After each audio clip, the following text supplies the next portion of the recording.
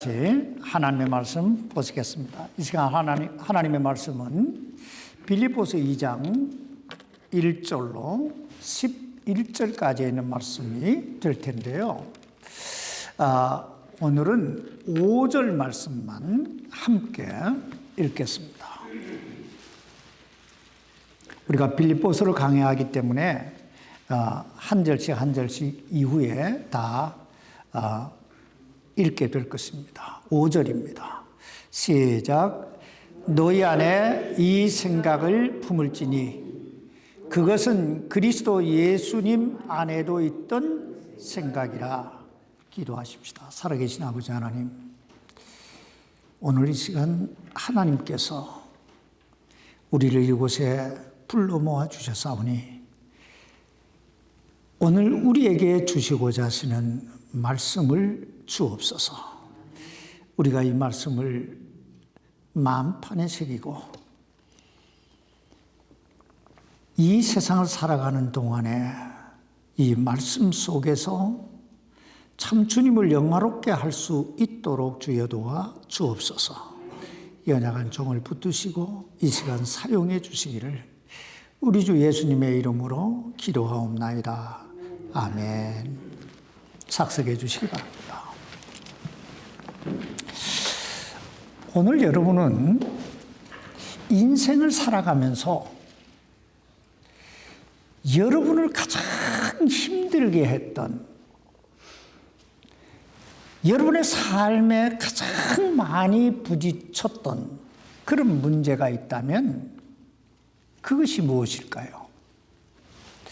사도 바울은 이 빌립보서에서 우리가 이 세상을 살아가면서 가장 많이 부딪히게 되는 네 가지 문제에 대해서 이야기하고 있는데, 첫째는 환경의 문제고, 둘째는 사람과 사람과의 관계, 그러니까 대인 관계의 문제고, 셋째는 물질의 문제고, 넷째는 우리 마음속에 끊임없이 일어나는 어떤 생각들, 염려와 근심의 문제라고 말씀하고 있습니다.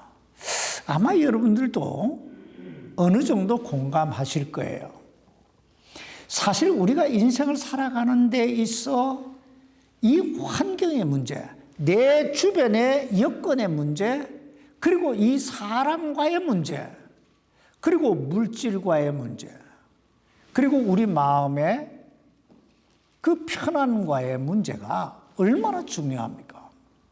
그런데 사도 바울은 이런 그 네 가지 문제, 즉 환경이나 사람이나 물질이나 끊임없이 마음속에 일어나는 이 염려나 근심의 문제는 우리가 도저히 헤쳐나갈 수 없는 그런 문제가 아니라 얼마든지 이 문제를 뛰어넘어 좀 더 탁월하고 행복하고 기쁨이 넘치는 그런 삶을 이루어갈 수 있는 문제라고 말씀하고 있습니다. 우리가 지금까지 살펴봤듯이 사도 바울은 지금 어디에 있습니까? 로마 감옥에 갇혀 어떤 판결을 기다리고 있는 상황입니다. 즉 사형 온도를 기다리고 있었다는 것입니다. 그러므로 환경적으로 볼 때 전혀 기뻐할 수 없는, 전혀 행복감을 느낄 수 없는 그런 상황에 놓여 있습니다.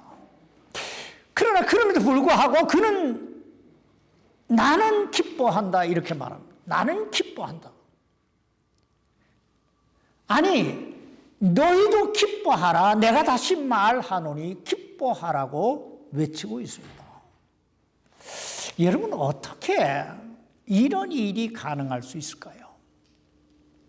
우리 그 비결을 빌립보서 1장 12절에서 엿볼 수가 있는데, 이 빌립보서 1장 12절에 보면 사도 바울이 이렇게 말씀하고 있습니다. 그러나 형제들아, 내게 일어난 일들이, 여기에서 사도 바울에게 일어난 일이 뭐예요? 로마 감옥에 갇힌 일이에요. 내게 일어난 일들이 도리어 복음을 진전시키는 기회가 된 줄을 너희가 알기를 내가 원하노라.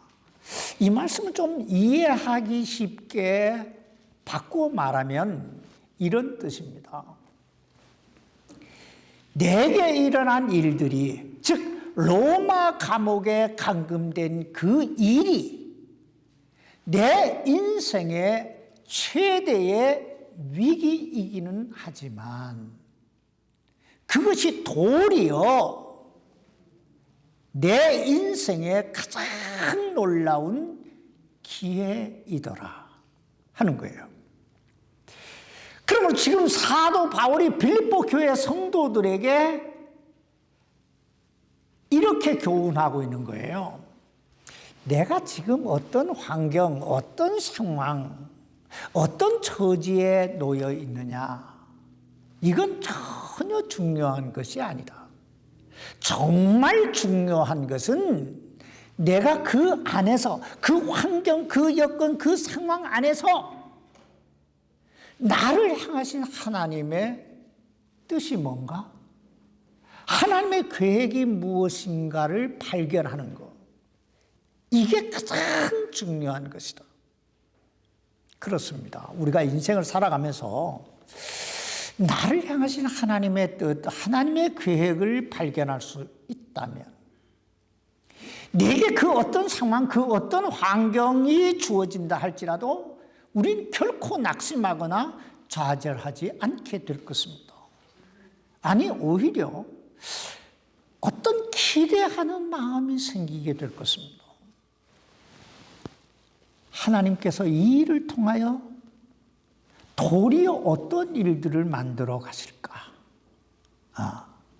왜냐하면 우리 하나님은 모든 것을 합력하여 선을 이루게 하시는 전능하신 엘사다이 하나님이시기 때문입니다. 그러므로 사랑하는 성도 여러분, 오늘 여러분의 삶이 정말 그 삶의 환경이 정말 견디기 힘들 정도로 어렵다면, 그렇다면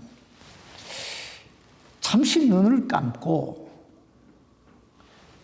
내 삶을 에워싸고 있는 그 환경 그 너머에서 무언가 내 인생을 향하여 역사하고 계시는 하나님을 바라보시기 바랍니다. 좀 더 위를 보란 얘기예요. 좀 더 멀리 보란 얘기예요. 그리고 뭔가 마음속에 하나님이 내 인생을 더 놀랍게 인도해 가실 것이라 하는 믿음, 이 기대하는 마음을 가지고 기도하시기 바랍니다. 그리하면 사도 바울에게 일어났던 그 일을 통하여 도리어 더 큰 일을 이루셨던 그 하나님, 이루게 하셨던 그 하나님께서 내 생에, 우리 생에도 놀라운 일을 만들어 가실 줄 믿습니다. 오늘 이 사실을 기억하면서 오늘은 우리 삶 속에 일어나는 이 두 번째 문제, 이 대인 관계 문제에 대해서 살펴보십시다. 미국의 유명한 연재 만화 가운데 이런 내용이 나옵니다. 나는 사람을 사랑해. 나는 인간을 사랑해. 하지만 나를 견딜 수 없게 만드는 것도 인간이야. 아마 이것은 인간관계, 이 대인관계가 얼마나 어려운 문제인가를 우리에게 단적으로 보여주는 하나의 예라고 볼 수 있을 것입니다. 사람과 사람 사이, 사실 이건 우리가 인생을 살아가는 데 있어서 떼놓을래야 떼놓을 수 없는 절대적 관계 중에 하나라고 볼 수 있을 것입니다. 그런데 그 사람과 사람 사이, 이 대인 관계가 그리 쉬운 문제가 아니라는 거예요. 왜냐하면 우리가 빌립보서 1장 15절로 18절에서 보았듯이 그 위대한 그 하나님의 사람 사도 바울에게도 두 종류의 사람이 있잖아요. 이들이 있는가 하면 저들이 있잖아요. 이와 같이 내 주변에도 내 마음에 드는 사람, 나와 말이 통하고 의견이 일치되고 내 마음의 기쁨을 제공해 주는 그런 사람이 있는가 하면 사사건건 걸려들고 부딪히고 말도 안 통하고 내 마음에 늘 짐을 주는 그런 사람도 있을 수 있기 때문입니다. 그래서 우리는 때때로 대인 관계에 있어 갈등이라고 하는 걸 겪게 됩니다. 갈등, 대인 관계의 갈등.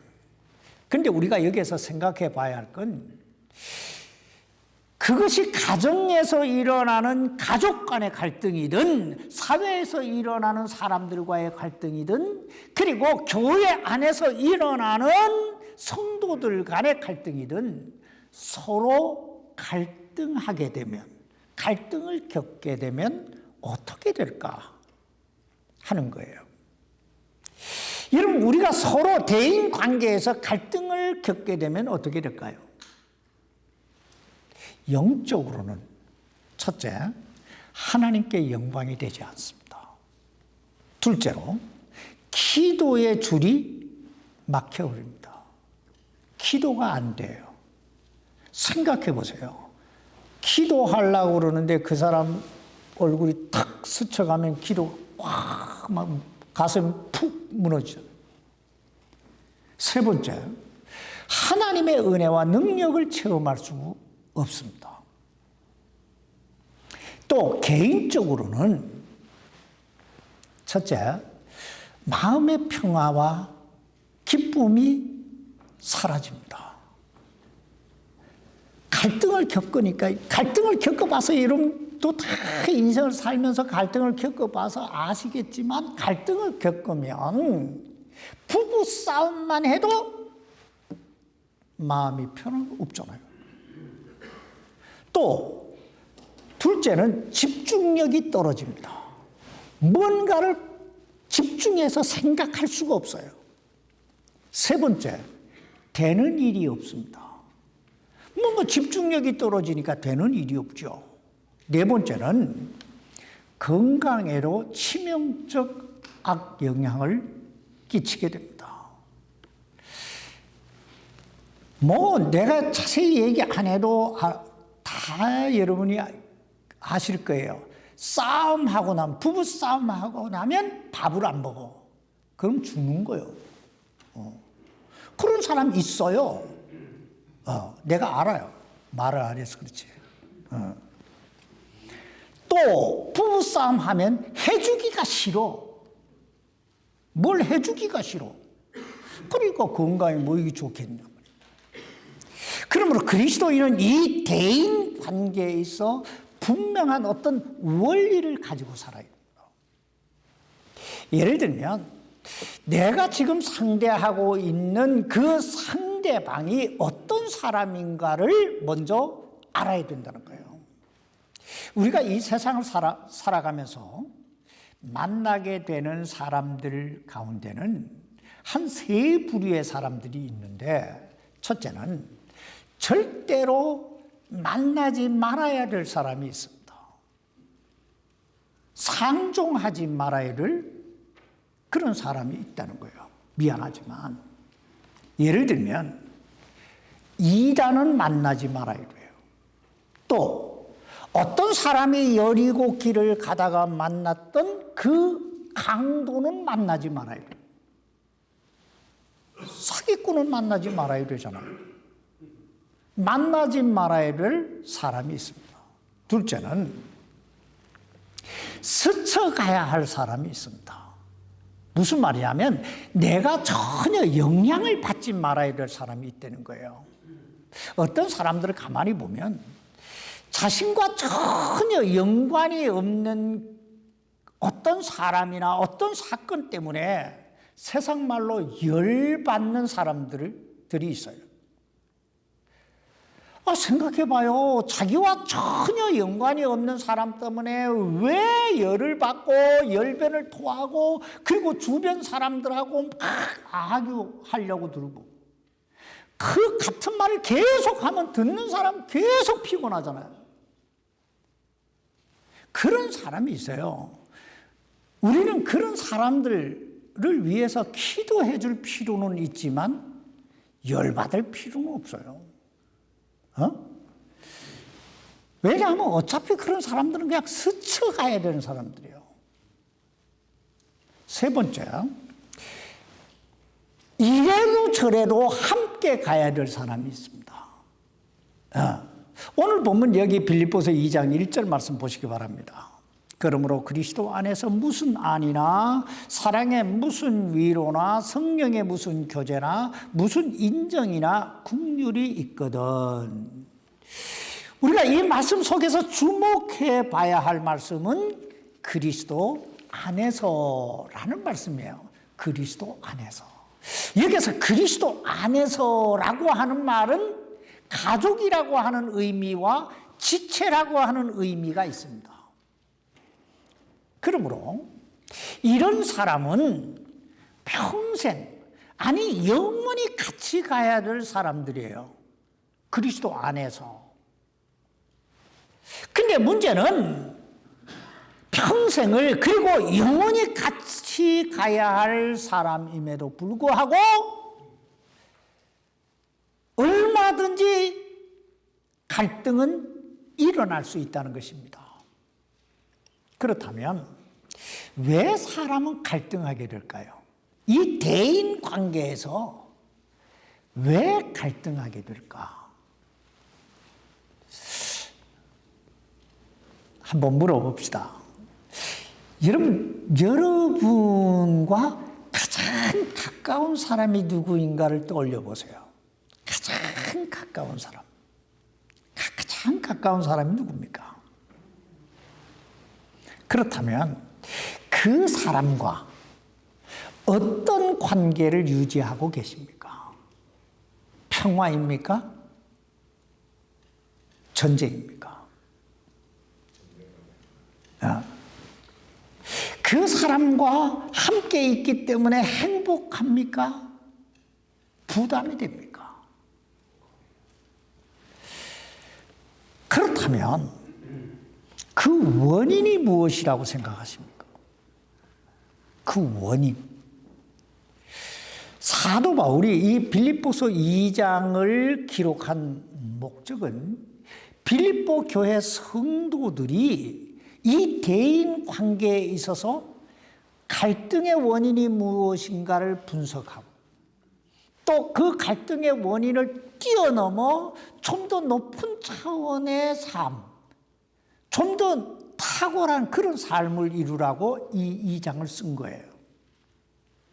그런데 여기에서 사도 바울이 가장 많이 강조하고 있는 단어가 있는데 그것은 같은 생각, 같은이라고 하는 단어예요. 같은. 여기 2절부터 4절까지 말씀을 보시기 바랍니다. 너희가 같은 생각을 품고 같은 사랑을 가지며 한 마음과 한 생각이 되어 내 기쁨을 성취하라. 어떤 일도 다툼이나 헛된 영광으로 하지 말고 오직 겸손한 생각으로 각각 자기보다 남을 더 낮게 여기며 각 사람이 자기 일들만 돌아보지 말고 각 사람이 남의 일들도 돌아보라. 여기 보면 인간 관계에 있어서 갈등이나 다툼의 원인을 두 가지로 말씀하고 있는데 첫째는 교만한 마음이에요. 헛된 영광으로 하지 말고 할 때 이 교만한 마음. 두 번째는 이기적인 마음이에요. 그러니까 자기 욕심이라고 하는 이 이기적인 마음 때문에 대인관계에서 갈등을 겪게 된다는 거예요. 사실 우리가 이 두 가지 마음, 교만한 마음과 이기적인 마음만 빼고 나면 별로 갈등할 이유가 없습니다. 한번 생각해 보세요. 내가 겸손한 마음으로 낮은 자리로 내려가서 섬겨주겠다는데, 발 닦아주겠다는데, 청소도 해주고 다 해주겠다는데 불평할 사람이 누가 있겠어요? 또 내 주머니에 있는 거 다 내주겠다는데 싫어할 사람이 누가 있겠냐 말이에요. 큰 모든 갈등의 원인은 좀 더 높은 자리에 올라가서 지배하려고 하고 좀 더 가지려고 하고 누리려고 하다 보니까 그 속에서 다툼이 일어나고 갈등을 겪게 되는 거 아닙니까? 근데 우리가 문제는 우리가 이 이기적인 마음과 교만한 마음을 버리고 겸손한 마음으로 자기보다 남을 낮게 여기고 다른 사람의 유익을 먼저 구한다고 하는 이것이 그리 쉬운 문제가 아니라는 거예요. 그리 간단한 문제가 아니라는 거예요. 근데 우리가 또 하나 기억해야 할 건 우리가 이 이기적인 마음과 교만한 마음을 버리지 않으면 첫째, 하나님 앞에 쓰임을 받을 수가 없어요. 두 번째, 하나님의 복을 받아 누릴 수가 없습니다. 세 번째, 기쁨과 행복이 넘치는 그런 삶을 살아갈 수가 없어요. 여러분, 왜 계명성이라고 하는 그 아침의 아들이라고 하는 그 빛나는 이름을 가졌던 천사장 루시퍼가 사탄이 돼서 하늘에서 쫓겨나게 됩니까? 그가 하나님과 같이 되려고 하는 이 교만한 마음을 품었고 이 세상을 지배해 보겠다고 하는 이기적인 마음을 품었기 때문입니다. 그렇다면 아담과 하와는 왜 에덴 동산에서 쫓겨났을까요? 단순히 저들이 선악을 알게 하는 나무의 실과를 따먹었기 때문일까요? 아니지요. 이것을 먹는 날에는 너희 눈이 밝아 하나님과 같이 되리라고 하는 그 사탄의 유혹을 받았기 때문에. 그러니까 하나님과 같이 되고자 하는 교만한 마음, 이것이 저들 속에 들어왔기 때문이라는 거예요.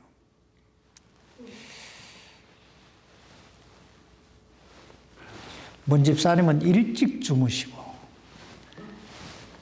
주무셔야 돼요.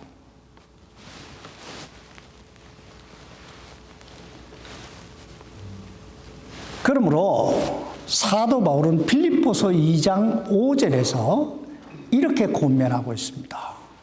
빌립보서 2장 5절입니다. 너희 안에 이 생각을 품을지니 그것은 예수 그리스도 안에도 있던 생각이라. 우리 안에 어떤 생각을 품으라고요? 예수 그리스도 안에 있던 생각. 그럼 예수 그리스도 안에 있던 생각이란 무엇일까요? 예수 그리스도 안에 있던 생각이란 첫째, 겸손한 생각입니다. 무슨 생각이요? 겸손한 생각. 여기서 겸손한 생각이라고 하는 말은 남을 위해 자신의 권리나 공의를 스스로 포기하겠다 하는 거예요. 여러분, 예수님이 누굽니까? 예수님이 누구예요? 빌립보서 2장 6절 말씀 보시기 바랍니다. 그분은 하나님의 형체로 계심으로 하나님과 동등함을 강탈로 여기지 아니하셨으나, 여기서 그분은 하나님의 형체로 일체로 계심으로 라고 하는 말은 그분이 곧 하나님이시라는 거예요. 그러므로 예수님은 하나님과 동등함을 강탈로 여기실 필요가 없었다. 그러니까 막 내가 하나님 되려고 할 필요가 없으셨다는 거예요. 왜냐하면 그분이 곧 뭐예요? 하나님이셨으니까.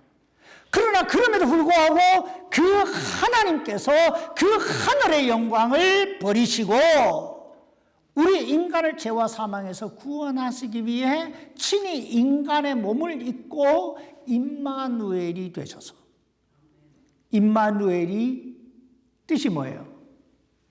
하나님이 우리와 함께 하시다 하는 뜻이에요. 그러니까 하나님이 천신데 우리와 함께 하시기 위해 이 낮고 천한 이 땅까지 오셨다는 거예요. 이게 성탄이에요. 여러분, 이 얼마나 놀라운 겸손입니까? 하늘 보좌를 버리시고 낮고 천한 이 땅에 우리를 위해 오셨다. 근데 오늘 우리는 어때요?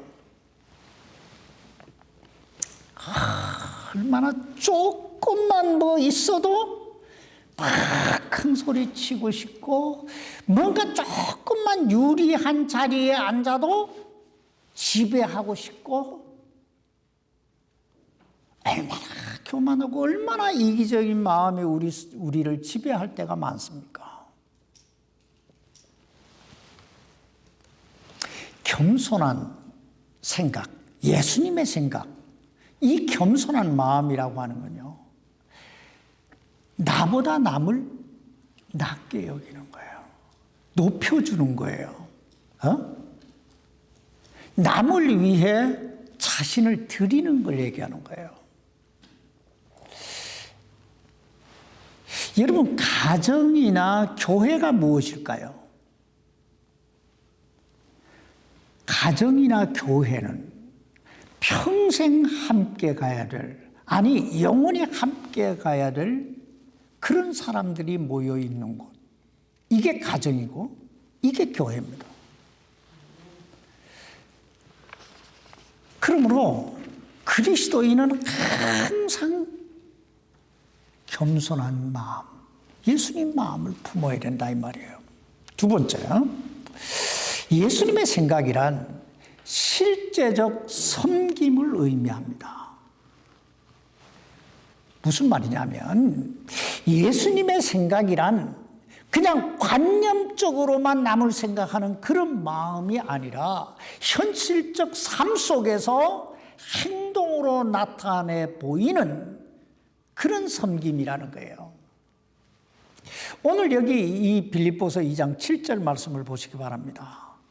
스스로 무능한 자가 되사, 무명한 자가 되사 자기 위해 종의 형체를 취하시고 사람들의 모습이 되셨으며, 무명한 자가 되사 아무런 이름 없는, 여러분 이게 얼마나 놀라운 섬김입니까? 하나님이신 그분께서 인간을 창조하신 그 창조주 하나님께서 인간의 생사화복을 임의로 주장하시는 그 전능하신 하나님께서 하늘에서 땅으로 만왕의 왕의 자리에서 종의 자리로 내려오셨다는 거예요. 여러분, 이 복음서를 한번 읽어보세요. 복음서를 읽어보시면 예수님이 사람들을 섬기시는 모습을 보게 되는데, 예수님의 섬김에는 구분이 없습니다. 창기든 세리든 어부든 거지든 병자든 죄인이든 그 섬김의 대상을 구분하지 않습니다. 근데 오늘 우리들의 삶의 모습은 어떻습니까?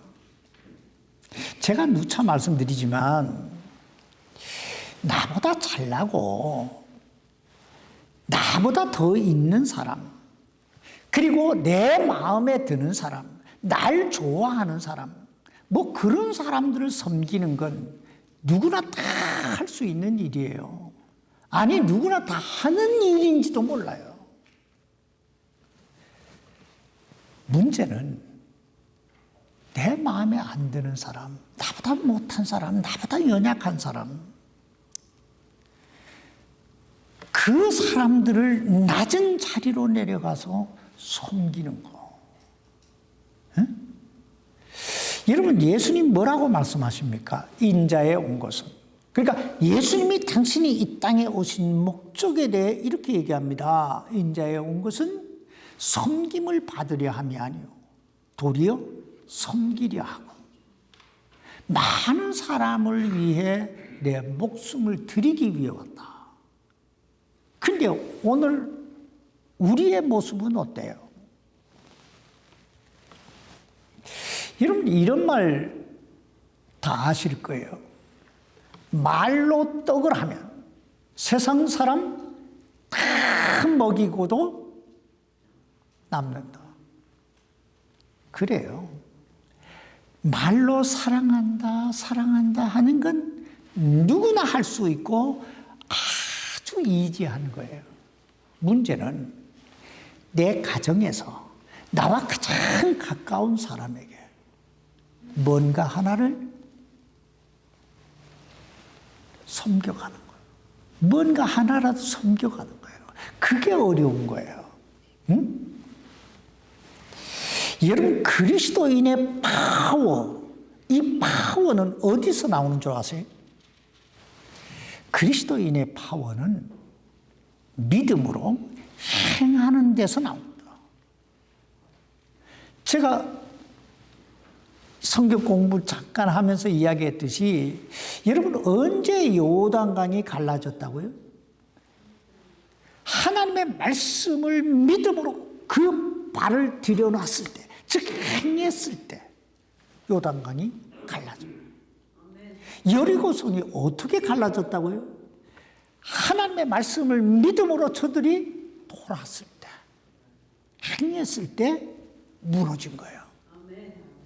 이와 같이 우리 삶 속에 하나님의 능력이 임하는 것, 하나님의 은혜가 임하는 것도 마찬가지예요. 내가 하나님의 말씀에 순종하여 행할 때 우리는 하나님의 영광을 보게 될 줄 믿습니다. 세 번째, 예수님의 생각이란 희생을 의미합니다. 뭘 의미한다고요? 희생을. 여기 빌립보서 2장 8절 말씀 보시기 바랍니다.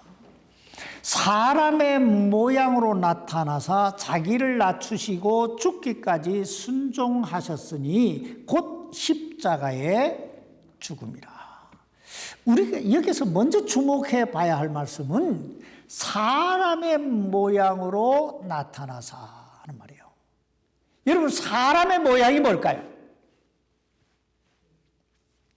이렇게 한번 생각을 해봐요. 하나님의 모습과 사람의 모습은 어떻게 다를까? 하나님은 거룩하심 자체예요. 인간, 사람의 모습 하면 죄인을 얘기하는 거예요. 그래서 죄인이 하나님 앞에 나가면 죽어요. 바로 즉사예요. 왜냐하면 그 거룩하신 하나님의 광채 앞에 견딜 수가 없는 거예요. 심장이 터져 죽는 거예요. 그런데 그 하나님께서 우리를 섬기시기 위해, 우리를 위해 친히 인간의 모습, 사람의 모양으로 오셨다라. 여러분, 이 얼마나 놀라운 사랑이고 얼마나 놀라운 희생입니까? 그런데 오늘 우리는 어때요? 오늘 많은 사람들은 나도 주님을 위해 살겠습니다 이렇게 말합니다. 나도 주님의 영광을 위해 살겠습니다 이렇게 말해요. 그런데 지금은 아니에요 이렇게 말해요. 하나님 영광을 위해 살겠습니다. 남은 생에 하나님께 드리겠습니다. 그런데 지금은 아닙니다. 무슨 말일까요? 도대체 이게 무슨 말일까요? 혹시나 내가 주님을 위해 살아도 손해볼 것 없다고 하는 어떤 계산이 나올 때까지 기다리겠다는 것은 아닐까요? 늙고 병들고 아무것도 할 수 없을 때까지 기다리겠다는 건 아닐까요? 여러분 보세요. 병원에 가보세요. 아프기 전에는 절대로 안 하던 말을 아프고 나면 하는 사람들이 80%, 아니 거의 100%예요. 하나님이 이 병만 낫게 해주시면, 하나님이 이것만 해결해 주시면 내가 주님을 위해 드리겠습니다. 내 생애를, 내 목숨 드리겠습니다. 그런데 왜 지금은 안 되는데? 왜 건강할 때는 안 되는데? 왜 활동할 수 있을 때는 못 드리는데? 아까워서.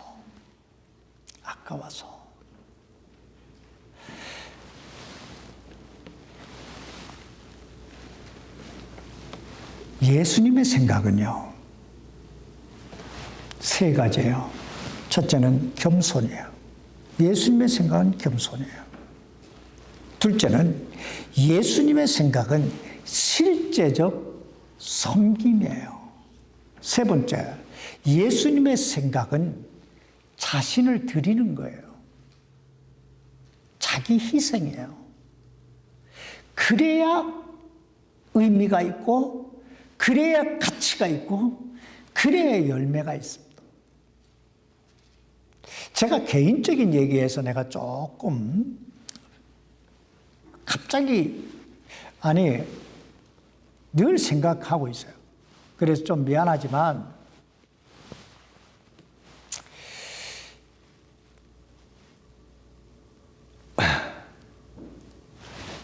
백옥순 자매님, 누군가 그런 말을 해요. 자매가 데리고 오는 사람들은 다 뭔가 나사가 빠졌어.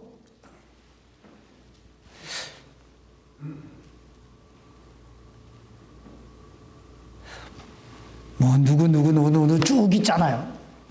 쫙 보여 있잖아요. 뭐 나사가 빠졌어. 제가 어제 기도하면서 하나님께서 얼마나 귀한 자매를 두셨는가 너무너무 감사했어요. 아무도 가까이 하지 않는 사람, 아무도 돌보지 않는 사람, 아무도 관심을 갖지 않는 사람, 차도 없고 돈도 없고 정신도 조금씩 그렇고, 그런 사람들을 돌보는 거예요.